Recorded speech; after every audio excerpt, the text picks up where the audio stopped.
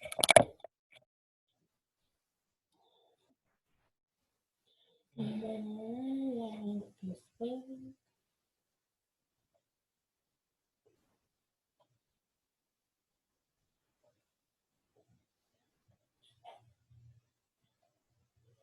good morning. How are you?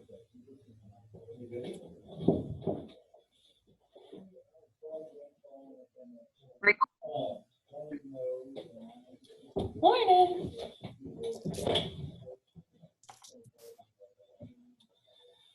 Let's see here. Move this screen over.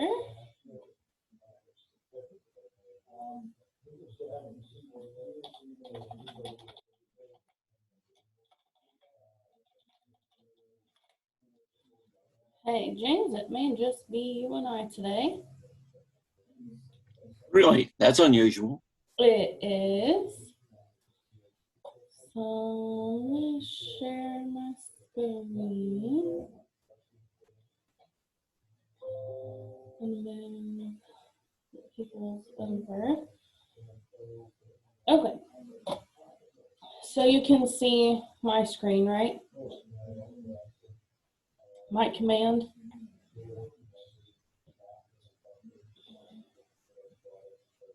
Okay, I'm going to take that as a yes. We're going to talk about sellers in command today, but first I want to talk about updates this week. So the updates section is on your home page and it's by date. This week we had an opportunity in agents.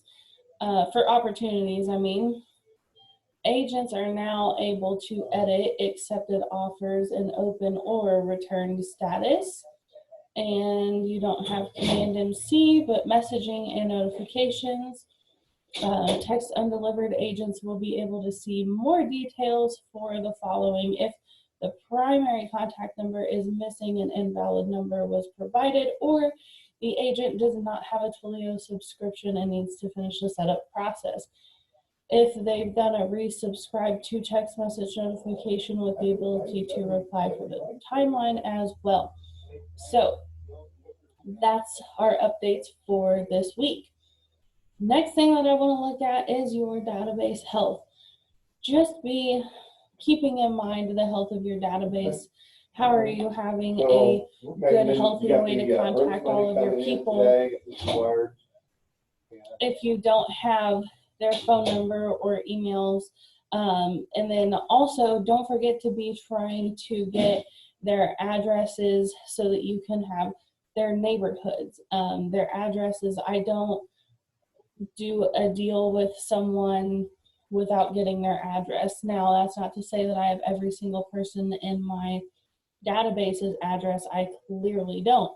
But if I go into agency with them at all, I obtain their address during that time. There is a contract that requires their address on it. I want to say it's the buyer's agency, but don't quote me on that. So that's that. And on the goals here, set your goals according to what you want to produce. These goals were set for what I wanted to produce when I was on a team. I have not revised these since then. I'm just honestly a little bit too lazy to do it. I'll just do my goals for next year when that comes about. So you can see that I've had 34 leads year to date. I've had 5 appointments year to date. I've had, this is a little bit of a fudged number, quote unquote 22 under contract. That's not accurate.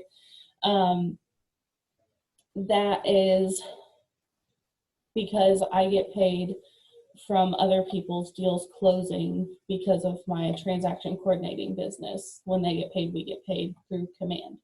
So those numbers are fudged a little bit. Don't pay any mind to that.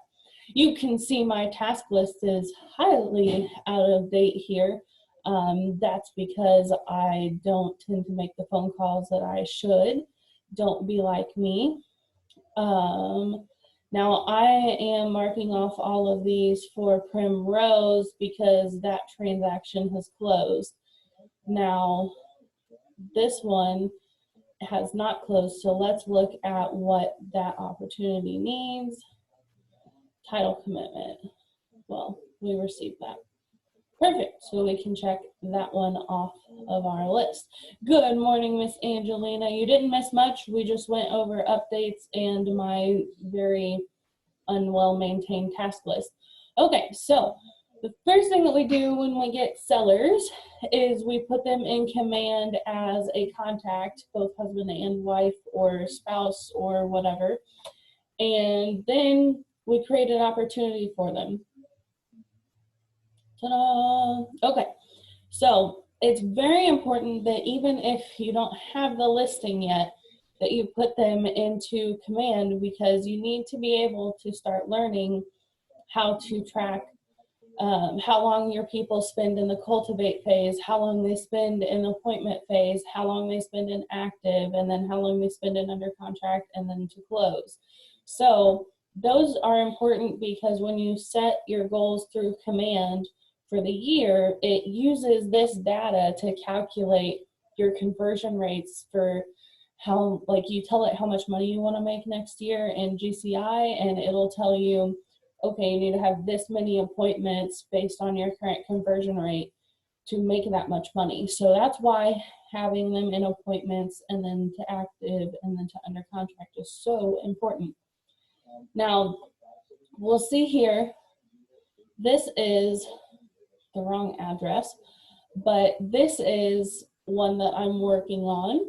I may end up with a purchase on this as well, so that's kind of cool, but I didn't create that opportunity yet because they haven't even decided like if they're going to be buying or renting. And then this one, this is the guy that I've been working on for like several months, so he's going to still sit in here for a little while. And then our active ones, I do have 3 active listings. This is getting ready to be in negotiations, but it's not quite there yet. So when it is in negotiations, though, I will move it over to this little window here so that I know an average of how many times my properties go into negotiations that they go under contract versus staying active. The same for Cherokee and Carroll Road there. Under contract, you'll notice that I have these little boxes that say 4 out of 4, 5 out of 5, 5 out of 5. Let's go ahead and look at those. So on these, I have both sides of this, so I've touched base with the buyer's agent. We need a balance with the title company and the lender. Settlement statement hasn't been received yet. Final walkthrough won't happen because it's vacant land. And then email about closing date and time. Their closing date's tomorrow. But these are all tasks that I've set for myself to happen with every single transaction. So if we go to edit stages, Susan Markot's joining us. Why did that change? So we're gonna, So we're gonna go to edit stages in the top right-hand corner, and that provides us with our checklists in the center column here.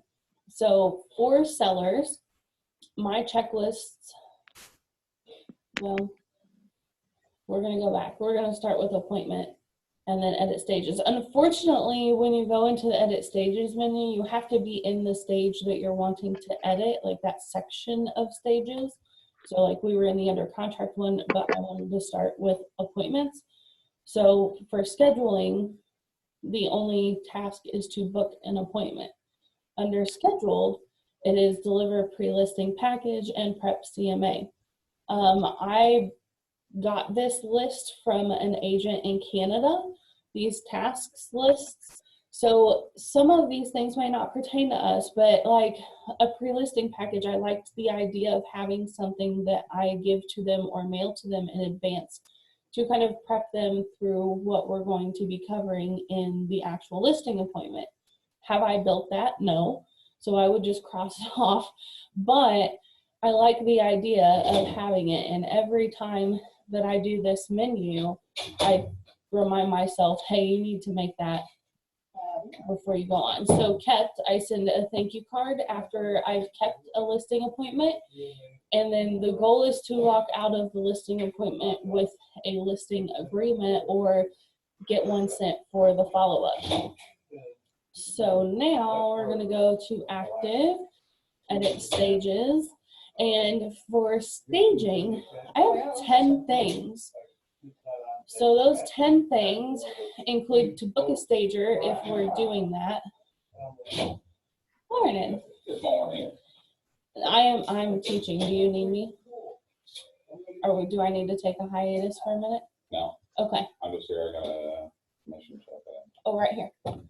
Immediately got moved. Yep. Fancy mailboxes. Hey, just a reminder, the mailboxes got moved to right behind me. Tim Frederickson making a video bomb there. Okay, so the stages that I have for under staging or follow up with the stager, if we booked one, order your signs if you are like me and only have 2, and maybe you have a 3rd listing, so you're gonna need to order a new sign. Book photographer, book the pre-inspection if your people have decided to do one. I always suggest that they do, but most of the time they don't. Of course, you're going to want to fill out your MLS data sheet. If you haven't gotten a copy of the printout MLS data sheet that I have, that you can handwrite all of the information in before you go to put it in the MLS, just to know that you have everything ready, let me know and I will email that to you. Install the lockbox, create marketing materials, measure the property, and rip any repairs before going live. While we're under showing, we have input listing into the MLS, claim the listing on the KWLS. If you don't know how to do that, let me know, we'll cover that. Set up your showing time once it's active, door knock, cold call, or if you're like me, send letters. I send letters to a pretty large area around all of my listings just because I don't want to door knock. So I send letters instead.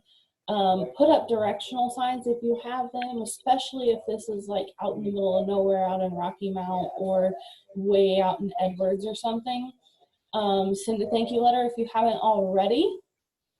And schedule the agent/VIP open house. Something that I think I'll be doing in the future is doing an agent-only open house for just KW agents before it's actually live, but after I've gotten the listing contract signed, just because that's something that we can legally do. And we have enough agents that that would probably be significantly beneficial to any of your residential or condo listings. Schedule your first open house, so the first public one, not agent only. That would be smart to have scheduled right away. Create first open house marketing, print marketing material, create your social media posts. You'll want to get those pre-scheduled or just go ahead and post them as you're going. Create a landing page through the Keller Williams Command website. If you don't know how to do that, we can definitely cover that. Follow up from your open houses. There is a phenomenal follow-up smart plan for open houses in Command, and it is the bomb. It has saved me many times that I thought I had totally blown it. It has created opportunities for me to touch base with these people, even though I thought I totally destroyed that relationship. And then make sure that you provide any feedback that you have to the sellers while it's active.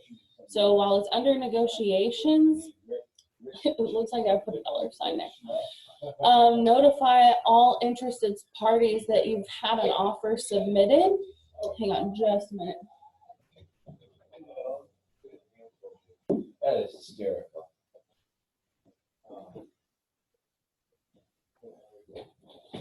Make sure, okay. Make sure that you notify all interested parties that an offer has been submitted so that you can ask for their best and final. Just in case they do want it, maybe they haven't expressed that they really want to be submitting an offer, but you never know. So make sure that you tell everybody who has expressed interest or shown the property that you've had an offer submitted, and present all offers and negotiate. Now, a lot of people don't know this, but in Command, let's go into an opportunity here. there is a way during offers and commissions that, Let me know if you're going to be here sometime. so when you're doing the offers and commissions, if you have a multiple offer situation and you're the listing agent, you can add multiple offers. And then as long as you haven't accepted one through command yet, it'll generate a URL that you can email to your clients that lines them up compared side by side. It lines up each offer. Let's do this. So let's start one. We already have Jane Doe in here. So let's start an opportunity, create opportunity. Owner Elysse Jinkens, client name Jane Doe.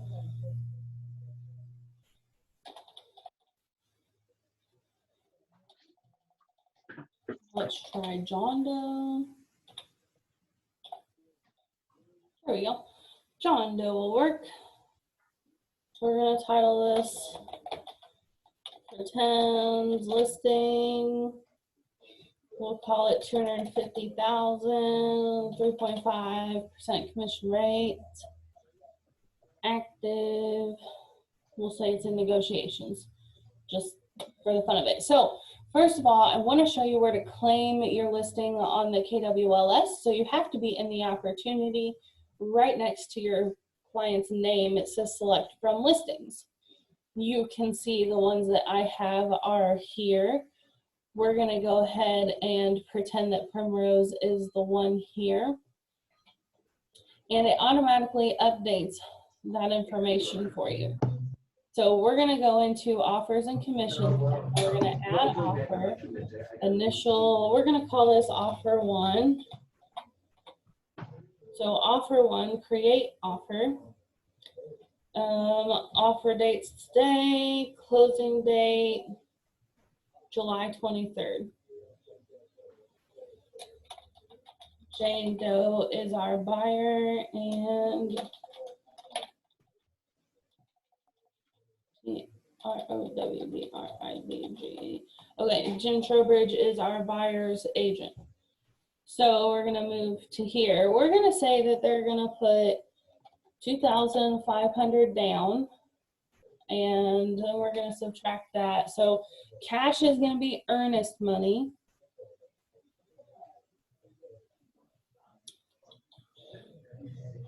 I don't know how to do the math. Okay, 250000 minus 2500. Okay, this would be 247500. Now you'll see sales price indicates that they came in at full asking. 2500. You always want your total right here under sales price to be the actual contract amount. So this right here is going to be earnest money. This is the amount that they're financing since they're not paying cash. And then that's the total amount. This is the earnest money, 1%. Agent analysis.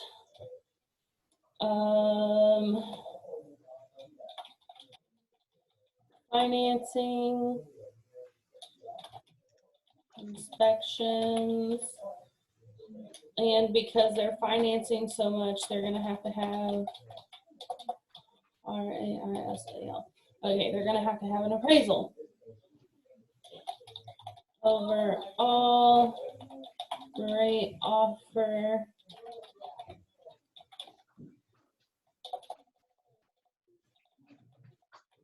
Typical of the area. I don't know. Please word things better than what I'm coming up with at this moment. So we're not going to accept that one because we're in a multiple offer situation. We're going to add a new offer. So we're going to call this one offer 2. Create offer, and then same contract date or same offer date. Maybe they have the same closing date. Maybe they have a different one. Make sure that you update that information. This is going to be from Karen Schulte, and we'll say Mike is her agent. Karen's going to bring us full cash with the same amount in earnest money. So there's that. Now pros here are full asking price, cash offer, no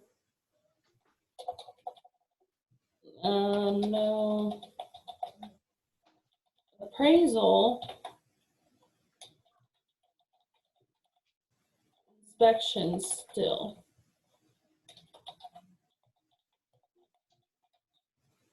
Fantastic offer.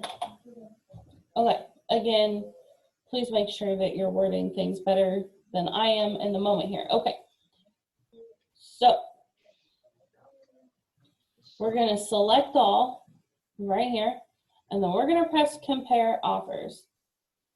Now from here, we can download this, and this is what it looks like side by side if we download it. We can email the comparison to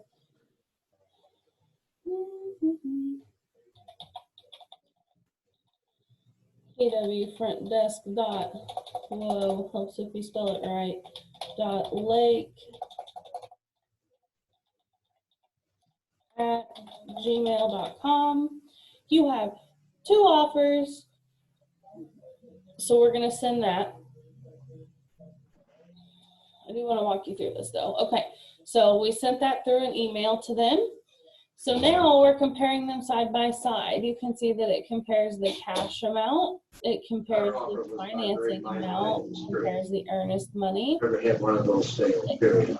compares the option fees, it compares termination notice, offer date, closing date, the summary written by you, the realtor, the pros, and then the cons, and then whether or not they're pre-approved or pre-qualified. So let's go ahead and open up that email so you can see what your clients will be experiencing. Here is the email. And look at this, it's branded for you right away. Hey, John Doe, great news. You have 2 offers. And then here's what they are. Now it does show the client's, the buyer's name. I'm sure that's just for reference. You could put different names there if you were concerned about keeping the buyer's secret, but they're going to be signing everything, so your sellers are going to know their names anyways. The client can compare them, brings them to this that they can print and have for their records. So that's pretty cool that it builds that for us. I personally really like that it does that. And then you go back to your offers and commissions and you select which one you're wanting to accept. So let's say that we accepted Karen Schulte's, then we would be able to either change response or manage commission. Of course, when we're managing commission, we go in right here. So, okay, that's that. Does anyone have questions? Jim, do you have questions? No. I'm like a librarian, you need to start checking those files out. Okay, so as we go into under contract, I want to go into the stages that I have for under contract. Under escrow, I have 4 items for the checklist.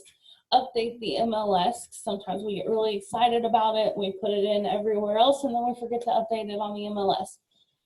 Submit your paperwork as you get it to Karen so that you have plenty of time to make the adjustments needed to get the initials on checked boxes or unchecked boxes, everything that you need to be compliant and get paid when it closes.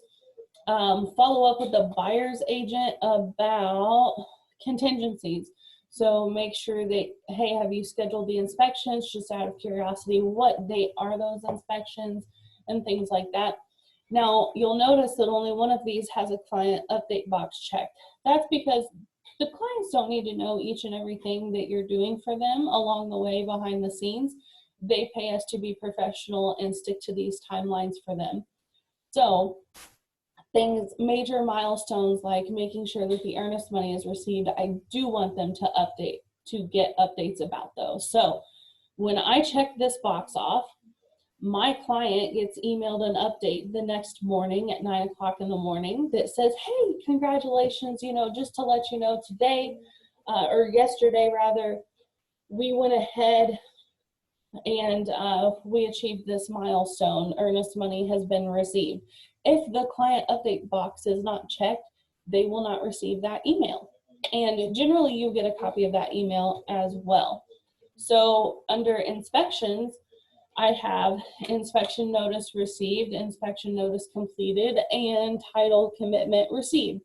The only reason I don't have title commitment under escrow is because usually around, like right now, the title commitment's not until 15 days or so after we've gone active is when we're receiving those. So I know that we're already going to be past receiving the earnest money. That's why it's in this inspection section. And all of these do the client update. So I want them to know when we've received the inspection notice. I want them to know that everybody's come to terms on the inspection and that it's completed. They know what they're responsible for fixing, and the buyers know what was accepted and what wasn't. And then of course the title commitment is kind of self-explanatory. So under appraisal, we have appraisal has been accepted, and then submit commissions. I submit commissions after the appraisal's been accepted because I know we're not going to have to deal with a price change or maybe any other adjustments. Financing. I want to touch base about the buyers, with the buyer's agent about the lender. I want to touch base with the title company. Okay, have you balanced with the lender? When do you anticipate doing that? Settlement statement received.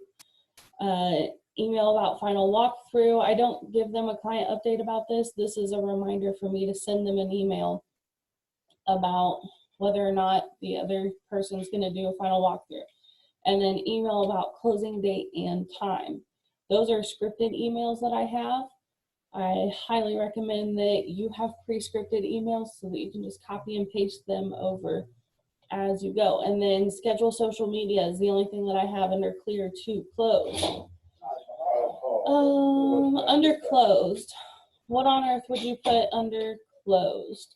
So the first thing that I have is to put them on a home anniversary smart plan. We want to remember next year that, hey, on this date you closed with these people. Celebrate with them. I remind myself to put this closing on the major websites like realtor.com and Zillow, and make sure that you're changing the MLS status. I send an email asking for a testimonial. And when I send that email asking for a testimonial, I don't tell them which platform to put that on.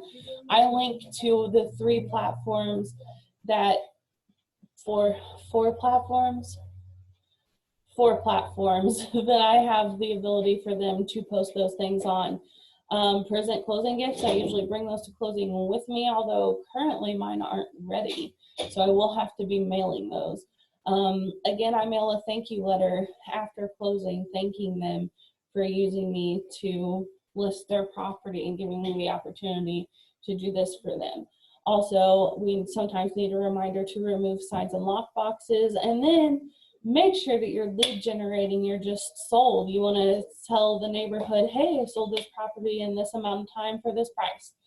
So that is what I do with my sellers. I want to hear from you guys. What are some things that you guys do with your sellers or for your sellers?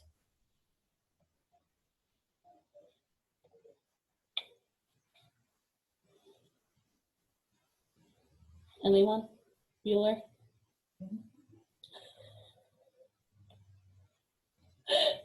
I know you fools can hear me. Okay. Elysse, are you even old enough to remember that movie? Yes, I am old enough to remember that movie. It's one of my favorites. Bueller's a good one. Ferris Bueller's Day Off. Anyway, so that's what I do with my sellers and in command. There are other things that you can do with your sellers in command. You don't have to use the same checklist as me.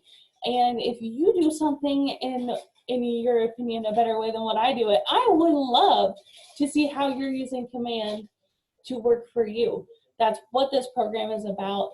So I would love to see what exactly you're doing with it that would make it that way. Other than that, I'm pretty tapped out on knowledge right now. So if you guys have anything that you need help with, please don't hesitate to reach out. I will be at the front desk through Thursday this week, and I am making a trip to Jefferson City Friday. So have a wonderful day. And if you have questions, as always, don't hesitate to reach out. I will see you all later. Bye.